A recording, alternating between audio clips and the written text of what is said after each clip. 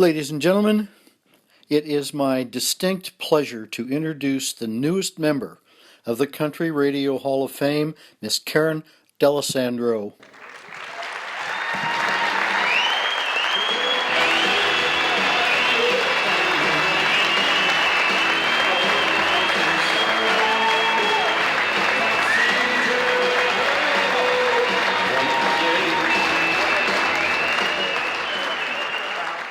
You know, it's been a long time since I was in his classroom, and he didn't have hair then either. Thank you, Dick. Thank you for making the trip. Those lunches mean a lot to me, and have through the years.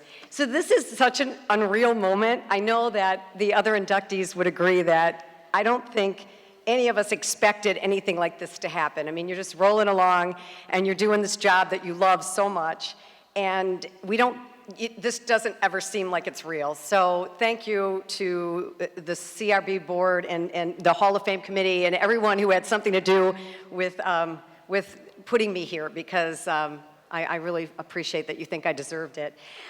Dick gave you some backstory. Let me just tell you that I was that girl who always talked too much in school and played the music in her bedroom too loud and got yelled at. And I think those are two probably characteristics that helped me get to where I am. Loved music, loved talking. As Dick said, you know, the music was more 70s rock for me back then, but honestly, when I discovered country music, I knew there was something really special about the music. And now that I've been doing it a long time, I love every aspect of it. There's the songwriters that create these amazing lyrics, so real, so lifelike. There's the musicians and the artists that bring it to life. The management and publicists and the label people who work so hard, who are here, it's so good to see all you guys, to bring that music to the radio and to get program directors on the phone. I know how hard you work at that too. So we're just really lucky to be part of a really great industry. But I think the heart and soul is the fans. And I learned that at that first job. And he didn't mention that that station was in a cow pasture. You didn't mention that I had to drive to Ypsilanti and work in a cow pasture. So there I am in the cow pasture, and I got called to the front desk, and there was a local farmer, who was there to say hello to me and give me my first fan gift. And that fan gift was a little pewter cowgirl. And for some reason, I don't know why, that was how many years ago, I still have the little pewter cowgirl that he gave me. And I don't know why. I really don't. It must have really made an impression or must have meant something really special to me. And that's when I realized country music fans are more passionate and more engaged than any other radio listener out there. I live for that. I love that connection. I love it, whether it's in person or on the phones or an email, whatever. I love that. Maybe that has a lot to do with why I'm here. I just love to connect to people. So I got out of the cow pasture and after 90 days, but not before I had a chance to do my first band interview. And it was a baby band named Alabama. That's how long ago that was. And I just remember they were out promoting their first album, and I was kind of nervous, but they were really gracious and really nice. And they made the interview so easy for me. And I don't know why they drove to a cow pasture to do that interview, but they did. So that just was one more thing. And then I did get to Detroit, and I was thrilled to be back. I was thrilled to be in Detroit, my hometown. But what was great was WYCD had just gone on as this radical radio station. I mean, Young Country was like this really different kind of radio that I had never done before. And I think that's what changed that stereotypical kind of radio to this really unique. It was like, you got to get creative or get out. I mean, it was like every air shift was out to one-up you were competing against the other airships. Don Carpenter, where are you? You know this is true. We had so much fun just trying to who's got the better bit or the better interview or the better whatever. And it was great. We just thrived there. So I was blessed to spend about 15 years in Detroit between WYCD and W4. And then I walked off a plane in Milwaukee and I met Carrie Wolf.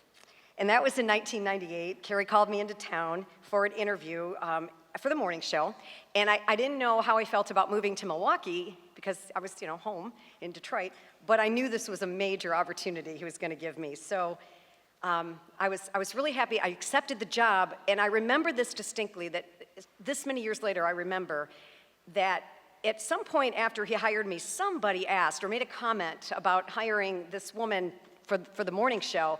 And I'll always remember he said, it wasn't like I went out looking for a woman, I just hired the best applicant for the job.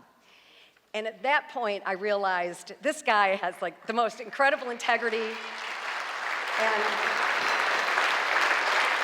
his values. I mean, it was no longer an issue. I had done mornings and afternoons prior, but it was always kind of novelty, and this was like a non-issue, and it just didn't matter, and it always should have been a non-issue. So thank you, Carrie, for giving me the platform and for believing in me. It's been a fun ride. Also, he has this amazing, contagious passion for country music that he shares with his staff. Like some program directors, you don't get a chance to hear the new stuff, and he turns us on to all these new bands, and we sit and listen to music, and it's just the coolest thing ever. So I love that you make us a part of that, too, because that's just great. It's so fun. As for Milwaukee, didn't take me long to fall in love with that sweet little town and our FM 106.1 listeners. People there work really hard. They play really hard. They do it all while eating cheese curds and bratwurst and chugging PBR. Everything you heard about it is true. Love that place. And since I'm talking about beer, I also should include my morning show partners, Scott Dolphin and Radar. We do spend a lot of time, so much time together. You guys that do mornings know this. And after 17 years, we still are together and we're solid. And every morning it is a team effort, and I'm proud to share the adventure with them. And we have an incredible staff in Milwaukee. I wish they could all be here tonight, but we're going to party when we get back. And Hannah's here. I want to say Hannah started answering phones for the morning show as an intern.